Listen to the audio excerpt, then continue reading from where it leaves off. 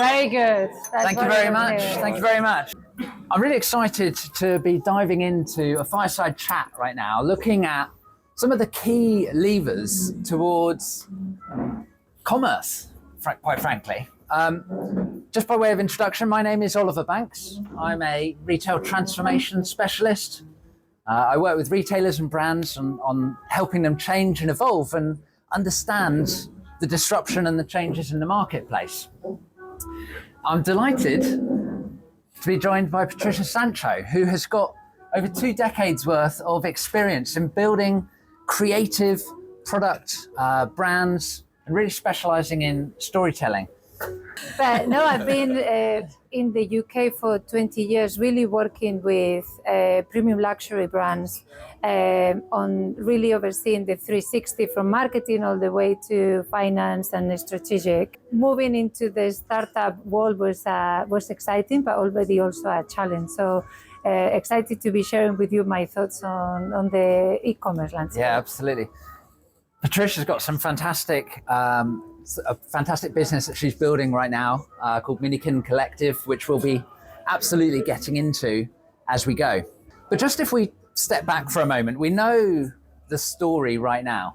We've seen all the charts of e-commerce spiking over COVID and then falling back, but it's still gradually growing, right?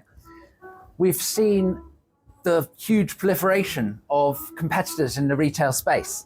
You know, tools like Shopify have lowered barriers to entry. It's so easy for any individual really to start immediately. We've also seen a massive explosion in content fueled by all of the social media channels through TikTok, Instagram, etc. And of course, there's marketplaces as well, which make it easier to operate a product business than it ever has been. And we've seen, obviously, lots of companies flood into that as well, big and small. In return, customers are offered more choice than ever before, more choice about who to buy from, what to buy, and every other option under the sun. But Patricia, to start us off, I would love to ask you, how are customers navigating this immense, vast sea of choices?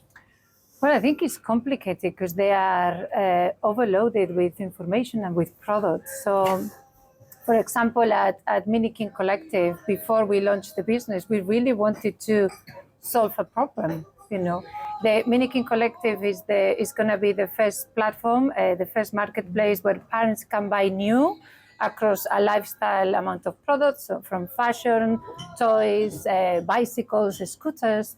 But because we know kids outgrow purchases really fast, we were going to allow them to resell under the same ecosystem. And these really came from doing a lot of focus groups, like what do parents and how do parents want to shop in the digital landscape? And really all the questions were coming with the same answers. We're overwhelmed, there is too much on offer, there is not enough focus on what should I be looking at. And also there is a lot of brands doing a lot of things, but there is not a marketplace, a one-stop shop for them to choose from. Yeah, absolutely. And I think that ease of shopping is a really important point that, again, it's something we talk about, but actually how do we really critically get into that? So just expand on how you're approaching that challenge of ease of shopping. Yeah, I think the curation is super important. If you have a marketplace, you need to have, it's a branding exercise. You need to curate, you need to be able to offer something that is unique. We see the same product in all the websites. So you are either fighting for the best price, the best offer, or you are offering something unique. So for us, the edits, being able to give them the best that we can find is important, but also so that curation element is key, but also to bring that theater into the digital. Like we can offer theater in a retail store, but how do we really keep that excitement and that emotional contact with the consumer? So there's a lot of, we were talking about before, a lot of video content, and just bringing that consumer to the table. Absolutely. It's a really interesting challenge when you've got this proliferation of the same product across arguably infinite number of shops and channels. And for a customer, that gets confusing, right? Because it's just a little bit more difficulty added into all of the complexity that still exists with online shopping. You know, how do I tell the difference between that product and that product, this business and that business, besides all the sort of standard logistics challenges as well? But I think, Oliver, also, sorry to interrupt, No, they want to discover. They want to discover. Because the lack of, like, when you go into these websites that they all have the same product, you are lacking the discovering phase. So they want to find out new brands that they can tell your friends, that they can brag around. So the discovery part in a very easy way is key. And this really brings the opportunity to bring a smaller brands to the table, and a marketplace can really help us to do so. So I'm a huge advocate for giving small brands a voice that they are not heard in the digital landscape because they don't have those big budgets. But through a marketplace, if you believe in the product, if you believe in the founder, you can really give them that voice. And yes. that also makes the consumer, it's a win-win, isn't it? Because you help that small brand to have an audience, but also for this customer that is looking for something new, and that discovery feeling is key, especially in Paris when we were doing the MVP and we introduced a couple of small new brands. They were so happy because they could go to their friends and like, well, I've got this, I found it. It's the same as going to the shops and discover something unique. Yeah, so that discovery phase is important. So one of the things I love about retail is that we all do it. We all have to buy, whether it's food, clothing, whatever. So let me just ask you for a moment, when you're discovering a new brand or a new product online, what are the challenges you face as a customer? Shout it out. Bad imagery? Yep. And description, yes. Anything else? Credibility. Oh, sorry? Trust. Yeah. Trust is an absolutely enormous one as well, yeah. That's fantastic. And actually, as you're looking at an online brand that you've never heard of, hopefully the description and the product imagery and content helps to portray that. But there's a huge amount of thought that has gone into that product that often, would build that trust if we knew about it as a customer. But how do we get that? How do we tell the story behind the brand? Right. Do you want to expand? I'll give you an example. I think for me, trust is important, and then ease. It needs to be really easy. Like, we don't have time. We are time poor. I want to shop something. I want it to be quick, seamless, check, it's done. So I think from a curation perspective with a brand and the trust, we are working very closely with the brands to do what's behind the brand. Like, who is behind that brand? That human capital that, you have that connection, like bring it to the digital landscape to say, okay, you as a founder, tell me the story, show me images of how you are producing, how you are designing, the people that are in the factory. So, because that brings that emotional connection with the brand, and that brings loyalty. And in the world of digital, we need loyalty. We need these customers to come, to see, to fall in love with us, to shop, and come back. So that loyalty I think is done through building trust with them. And we see that, the proliferation of content allows us as consumers to engage with brands, to understand a little bit more about the story, but it's often a missing element in the e-commerce story. But how do we bring in the content side more? How do you create that real long-lasting connection with customers, both in the story, but also in the longer term as well? Well, I think there are a couple of people here, they have businesses around videos, right? How do you showcase the product? But I think there is a lot to be done on building the edit, not just brand focus, but doing more around the edit focus. Like, for example, within kidswear, if we're going to be talking about summer, how do we build a lot of content that really relates to the season that we are talking about, and how do they have that trust that we will deliver a good product for them? One of the other elements I'd like to expand on, which is to the point of building trust as well is around community. Now, again, this is one of those words, a little like storytelling. It's used quite often, but sometimes it's missed as well.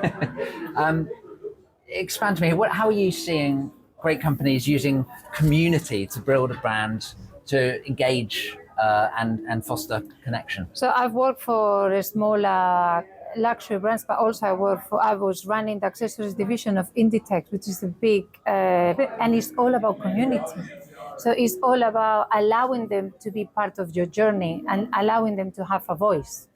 And that is important. So for Minikin Collective, to me and my vision is, how do we let them narrate the story with us? How do we let them tell the story, and them, the users, become our ambassadors? So there has to be a lot of interaction, not just us giving the message out to them, but them talking about us, because they are proud of being part of something that is a lot more than another digital shop. Yep. So I think for Minikin Collective, the fact that we are circular, that they can buy and then resell under the same ecosystem, it really gives them that proud element that they are buying better, right? Because they can buy better quality, and when they don't need that anymore, they can resell it with ease and make money from it. We'll get into the resale in a little bit, but how do you? I mean, we always love the idea of recommendations. How do you foster that? How do you ask for the recommendations? Our vision at Minikin is to really work also offline to build a community, because if the parents are the audience and it's going to be the moms that are going to be buying these products, I want them to talk about it after the school gates, and I want them to recommend, because the trust is there. And I want them to be able to spread the word for us. So there will be a balance between, okay, how do we do online, but really, I think a strong effort from our part will be on offline to build that community that then will end up buying online for us. Yeah, absolutely. And I think, obviously you trade in kids wear and children's wear. One of the big talking points for me personally that I think sits so well with Minikin Collective is that of resale. Now, resale, I'm sure we've all heard it. It's growing at a massive rate, circa around 12% compounds over the next 5 years. And it's another trend that's easy to say, but actually hard to put into practice. Patricia, how are you bringing resale into such an important part of your business? Well, I think this is why we are excited about the launch after doing the testing, and we were listening to the consumers in this part, that are mothers that are saying, okay, I buy, and 6 months later, this wardrobe, it's not fit for purpose. Like, my children have outgrown this wardrobe. Like, what do I do with it? And there are resale platforms out there that are doing a good job, but the administrative hassle is huge. So I can go onto eBay and I can list on my baby clothes. You take the picture, the description, the color, the size. So really the idea behind what we are building is we need to help parents embrace the circular economy by making it easy for them. So when you buy at Minikin Collective, we'll issue a digital certificate. The digital certificate will be safe under your digital closet. So with very super easy, you can just visually see what you bought. And in every digital ID, you will have all the information that you need to list an item. So pictures, description, color, size, composition. So we are really making it easy for them to list it when they no longer need it and monetize from it. So the value proposition at the moment of purchase, that full price item, changes, because if I know I can buy a coat for £100 and I can resell it for 60, I'm like, I can justify this purchase, right? Yep. So it's about really understanding the value proposition at a full price moment, but also them knowing they can monetize with ease, because nobody's going to spend a Saturday afternoon listing hundreds of things that you have from your kids. And I guess that's all the stash of clothes under my bed. Exactly. And all those scooters and all those bicycles. So the idea, and really my mission is to help parents to embrace the circular economy, making it really easy for them. Yeah. Once they enjoy the shopping experience, because we bring the best curation across all brands. Yeah, absolutely. And one of the other big trends that we've seen a huge amount of in the broader retail industry is that of marketplaces, which again, massive growth over the long term.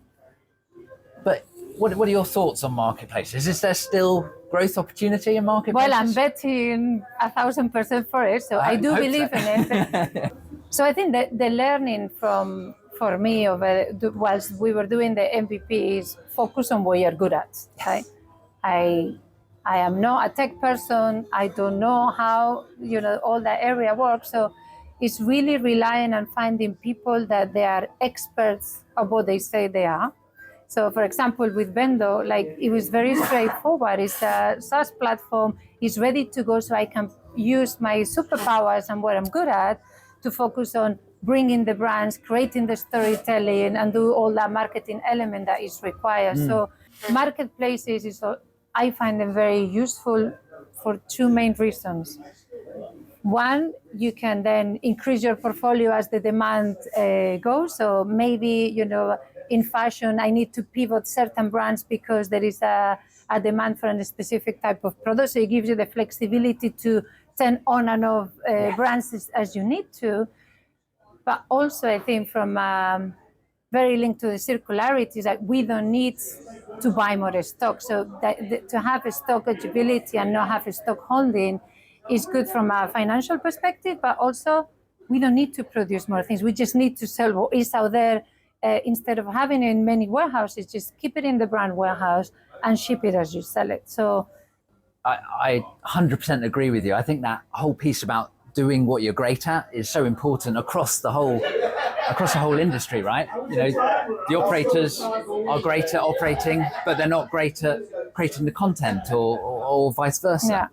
And I think that's the real power of marketplaces, is that you can specialize in and double down on your uniqueness, right? Your speciality, which is a fantastic opportunity.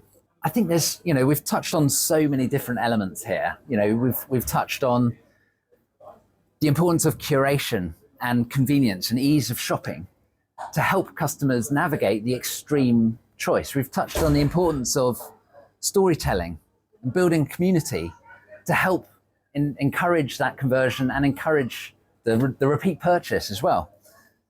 We've touched on the importance of sustainability and resale, and actually how you can use that to create a commerce loop that keeps customers coming back, which I love, by the way. Thank you. And of course, marketplaces to help us specialize in what we do. And I think that's, there's so much to focus on in retail right now. But if you nail those 4 elements, then you're going to be well on the right path. And I'm really excited to engage in conversation through the rest of the evening Me too. and dive in much deeper. I'm super happy that I'm working with Vendo. We are aiming to launch the final product beginning of April. So keep an eye on us. How can people find out more? So minikincollective.com. Fantastic. Thank you.